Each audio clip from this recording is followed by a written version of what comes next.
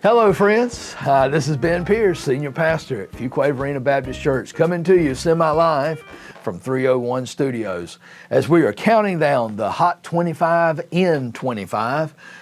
Today we're on number 16 of our top 25 Psalms. It is Psalm 90. I think the theme of Psalm 190 can be described by a famous cathedral in Europe that I heard about.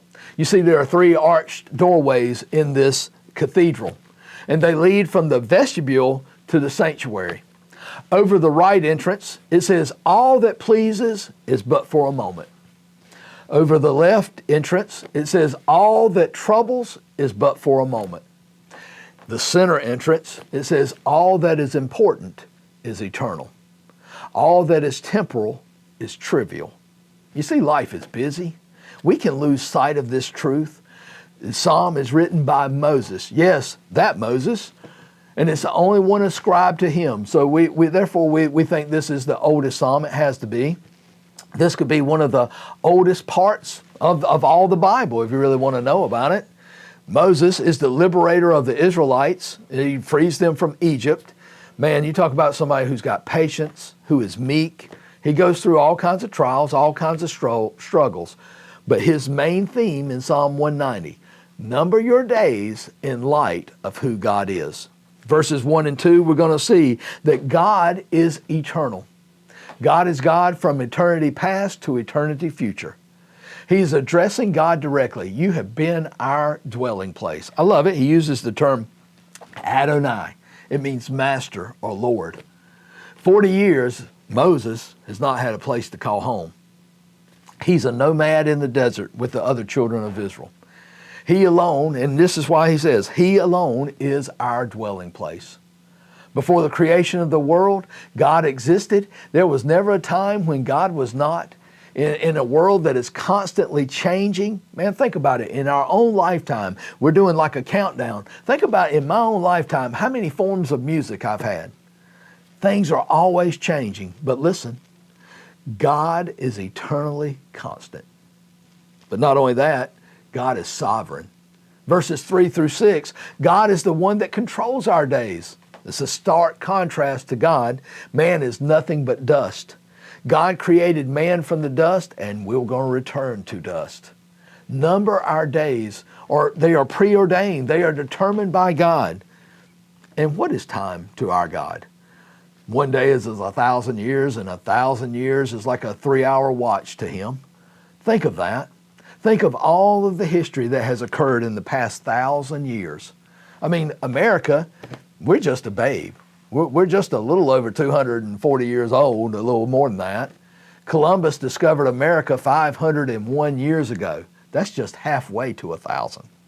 A 1,000-year-old man would have been halfway through life when the Renaissance and Reformation came on the scene. Now listen, to my God, that's only a little blip on the horizon of time. The Bible tells us that, man, we might average 70 or 80 years. Some a few more, some less. And we think we're great. We think we're the center of the universe. But none of us has the certainty of waking up tomorrow. Time spent in that 70 years of life, if one lives to be 70 years of age, and it's the average person, he's going to spend 20 years sleeping, 20 years working, 7 years eating, 7 years playing, 5 years dressing, 1 year on the telephone, that's probably more now, 2.5 years in bed, 3 years waiting for somebody, no jokes there, that's too many, 5 months tying his shoes, 5 months just tying your shoes. Now that may change because we got slip-ons now, 2.5 years for other things, and only 1.5 years, when it's all added together, 1.5 years in church. How temporal our lives are. There will be an end. But I want you to see God's severity, verses 7 through 12. Moses confesses the sins of the people, and it provokes God's anger. Verse 7, we're going back to the wilderness. Israel's sins provoked God's divine anger, and it led to death. God set their iniquities before him, Moses. Nothing is hidden before God. Verse 9, the days are short because of sin and wrath is incurred. Verse 10, the average lifespan, 70 years. Others may see 80. It's kind of pessimistic, isn't it? And the best is trouble, sorrow, disappointment, then death. We avoid thinking about death in our culture, don't we? We're uncomfortable talking about it. We would rather just brush it aside with a nervous laugh and change the subject. But you can't brush it aside for too long, because we and everyone you know will die. As you think about death, whether it be the death of others or your own death, you have to wrestle with this question. How can my fleeting life have purpose or value? What makes life significant and worthwhile? Well, there's two views of that. You got the hedonist that says, eat, drink, and be merry, for tomorrow we die. That view is flawed. If there's a resurrection of the dead, that view does not hold water. But the other view takes this fact into account. It is the view of the Bible, that we must be linked vitally to the eternal God if we want our fleeting lives to have significance. God's wrath on our sin makes life futile apart from God. That's verses 7 through 11. Moses had Exhibit A before his eyes. Think about this. He's in the wilderness. People are dying like crazy. In other words, there's about 1.2 million people, maybe even closer to 2 million people, that have to die off in 40 years for the folks to get to the promised land. You remember they chose to operate in fear, not faith. So basically God says this generation's going to die out and the next generation get to go into the promised land. Now think about it. 1.2 million people got to die in 40 years. That's 30,000 people were dying every year. If evenly spaced, that's about 82 per day. It didn't happen that way because we know some days there were thousands that were killed, maybe in a war, maybe in a pouring out of wrath or whatever, killed because of their rebellion and sin. But Moses saw a lot of corpses, and I dare say if he lived today, he would go to a lot of funerals. But verse 12 says this, because of this, teach us to number our days. They are few. Weigh them, put value on them, make each day count.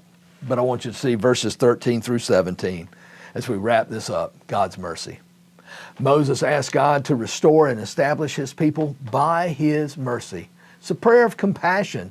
Please relent, restore our deeds, stop us from being the hamster on the wheel. We want to get to the promised land, establish the work of your hand. How you view things is so crucial to life. You got to maintain an eternal perspective. I had a secretary once, her name was Jonelle. She had a great saying that I still remind myself of all the time. Her saying was this, in light of eternity.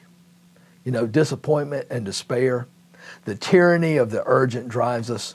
But instead, we should live lives for the kingdom of heaven in light of eternity. A misdirected life is a wasted life. We need to make sure that we hit the target of God's will for our life. Recognize what's important and dedicate yourself to that. You see, we have a divinely allotted time. Redeem the time. Use it wisely, invest in it carefully. There are only two things leaving this world. That's the Word of God and souls. A relationship with the eternal God gives life and meaning and value. I want to conclude with these three practical lessons from Psalm 90. Live in light of eternity, labor for the lasting, and avoid the waste that comes from sinful living. Until next time, my friends, we'll be back. I hope you enjoy Psalm 90. Dive into it, but value your time on this earth. Make use of it and live in light of eternity. How do you do that? Set your mind on the things that are above. Set your eyes and focus upon Christ, the author and perfecter of our faith. Get your heart and seek Him with everything that you have. Until next time, God bless you.